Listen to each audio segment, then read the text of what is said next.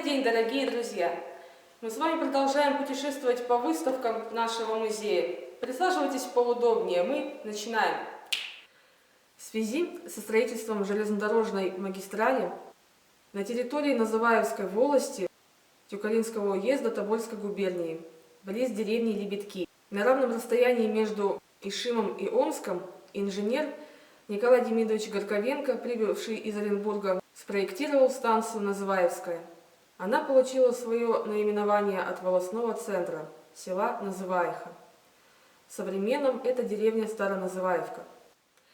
Существует легенда о появлении станции Называевская. Когда составляли проект, инженер Николай Демидович Горковенко нашел на карте два города – Тюмень и Омск. Взяв линейку и приложив на карту, он соединил эти два города и на глаз определил середину. И, поставив точку, сказал: на этом месте и будет станция. Называевск был основан весной 1910 года с возведением бараков для рабочих и временных квартир для руководящего технического персонала. В 1910-1913 годах построили вокзал, водонапорную башню, паровозное депо и товарный дом. Соорудили полотно железной дороги и уложили рельсы. На станции появились медицинская амбулатория, полицейский участок и начальная школа. С нашим вокзалом связана еще одна легенда. 28 и 29 апреля 1918 года через Называевскую станцию проходил поезд со свергнутым императором Николаем Романовым и его семьей. Первый раз в направлении Омска, второй раз Екатеринбурга. Оба раза поезд останавливался на станции. Согласно свидетельству очевидца Слептерева, царь выходил из вагона и заходил под охраной здания вокзала. В период гражданской войны 1918-1920 годов нашу станцию посещали видные представители белого и красного движения. В ноябре 1919 года поселок Сибирское был захвачен белогвардейцами. В его освобождении принимали участие кавалеристы будущего маршала Советского Союза Константина Константиновича Рокоссовского при поддержке пушек и пулеметов бронепоезда «Грозный», комиссаром которого был будущий полководец Советского Союза Иван Степанович Конев.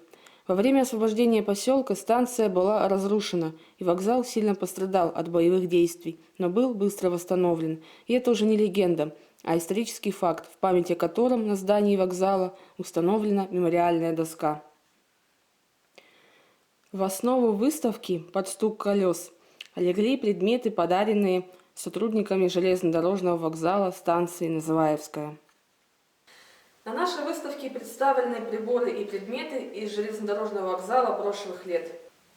Часы «Электронная стрела» висели на здании железнодорожного вокзала и были соединены с первичными часами.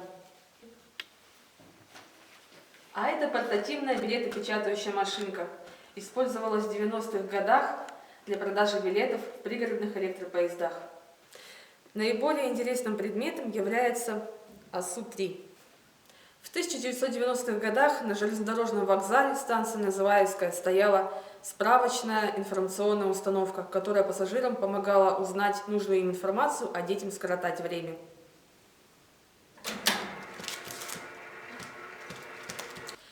Самым старым экспонатом на нашей выставке является фрагмент рельсы, изготовленный на Нижнетагильском заводе Демидова в 1911 году для Куйбышевской железной дороги. Этот завод просуществовал 262 года, был основан в XVIII веке. В конце 2012 года, после масштабной реконструкции железнодорожного вокзала, была обнаружена плитка завода «Харьков». Это предприятие принадлежало барону Эдуарду Эдуардовичу Бергенгейму. Завод производил терракотовые и керамические изделия. Продукции Бергенгейма, кроме Харькова, были знамениты по всей Российской империи. Они применялись при строительстве таких зданий, как Ливадийский дворец в Крыму, дом с химерами в Киеве и железнодорожный вокзал в Москве. А это инструменты железнодорожного путейца. Это ручной рельсорезный станок. Путевой инструмент для резки рельсов. Применяется на железнодорожном транспорте при строительстве, ремонте и текущем содержании железнодорожного пути. Дексель. Топор для затески шпал или французский топор. Применяется для срубания заусенцы на деревянных шпалах и брусьях, а также для зачистки пастелей под подкладками. Фонарь свечной, сигнально-осветительный. Такие фонари производились в советское время в послевоенные годы. В отличие от керосинового, менее затрачен и в меньшей мере пожароопасен.